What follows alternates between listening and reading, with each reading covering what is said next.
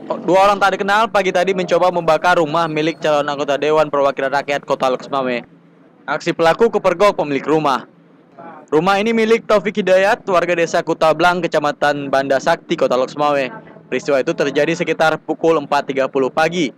Rencana pelaku untuk membakar rumah korban gagal dilakukan karena kadung diketahui pemilik rumah.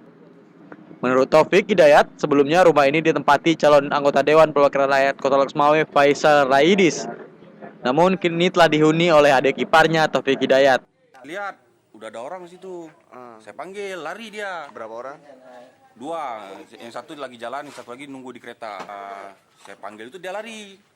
Saya buka pintu. Itu sekitar jam berapa, Pak? Jam setengah 5 lah. Saya buka pintu, jatuh plastik. Plastik ada dua situ kan, plastik besar. Habis itu saya lihat ada korek itu masih hidup api kan. Hidup api dah. Udah. Saya panggil orang rumah. Berarti nggak sempat dibakar? Nggak sempat dibakar. Udah dibakar, cuman jatuh nggak menyambar ke pintunya mungkin. Kira-kira Polisi masih mendalami kasus ini. Hingga kini barang bukti berupa minyak bensin, solar, dan bahan bakar dan korek api yang digunakan pelaku telah diamankan ke polsek setempat oleh aparat kepolisian untuk penyelidikan lebih lanjut.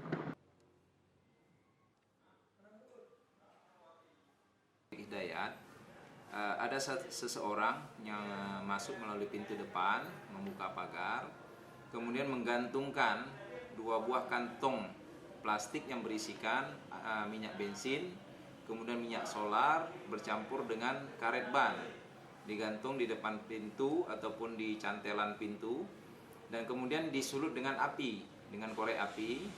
Pada saat itu pemilik rumah yaitu Taufik Hidayat itu mengetahui ada orang yang membuka pintu dan keluar rumah.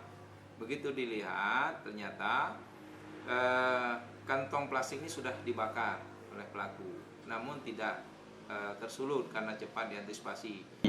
Dari Loksmawe, Hidayatullah melaporkan untuk KCV Video.